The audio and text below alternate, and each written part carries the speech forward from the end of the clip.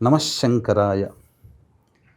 కృష్ణపక్షము చతుర్దశి తదనంతరం మధ్యాహ్న సమయంలో అమావాస్య ప్రారంభమవుతుంది. ఆదివారము అమావాస్య, అందున అధిక జ్యేష్ఠమాసంలో వచ్చే ఆదివారపు అమావాస్య చాలా శక్తివంతమైనటువంటిది.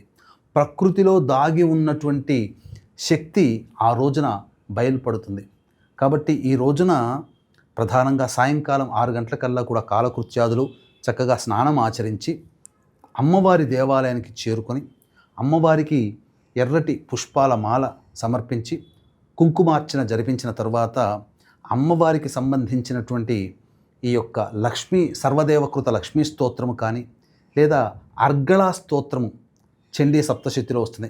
ఈ అర్గళా స్తోత్రము కానీ ఎవరైతే 27 సార్లు పఠిస్తారో వాళ్ళకి సకలమైనటువంటి దుష్టగ్రహ బాధ నివారణ జరుగుతుంది. అంతేకాకుండా ఈ సాయంకాలం 6 గంటల నుంచి 10 గంటల లోపల ఎవరైతే ప్రత్యంగిర కవచము, బగళాముఖి కవచము, ధూమవతి కవచము ఇవన్నీ కూడా ఒక్కొక్కటి 18 సార్లు పారాయణం చేయండి.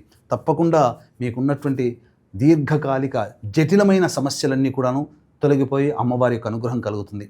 అంతేకాకుండా ఈ ఆదివారం అమావాస్య సందర్భంగా చాలా శక్తివంతమైంది కాబట్టి 12 రాశుల్లో జన్మించినటువంటి వారికి అమ్మవారి యొక్క అనుగ్రహంతో సకల శుభాలు కలగాలి. మీ జీవితంలో జాతకరీత్యా కలుగు విద్య, వివాహ, ఉద్యోగ, దాంపత్య, అనారోగ్య సమస్యల నివారణ కావాలనే ఉద్దేశంతో సర్వదోష నివారణ పూజల హోమాలు, ప్రత్యంగిర హోమం, బగళాముఖి హోమము, ధూమవతి హోమాది లాంటివి జరిపించి శక్తిపాదము చేసినటువంటి కరుంగలి మాల ఇవ్వడం జరుగుతుంది. అవకాశం ఉన్నటువంటి వాళ్ళు 13వ తారీఖు ఈ శని త్రయోదశి కూడా హోమాదులు కూడా జరపబడతాయి. కావున 14వ తారీఖు సాయంకాలం 6 గంటల లోపల స్క్రీన్పై కనిపిస్తున్నటువంటి నెంబర్కి కాంటాక్ట్ చేసి మీ గోత్రనామాదులు నమోదు చేసుకోవచ్చు.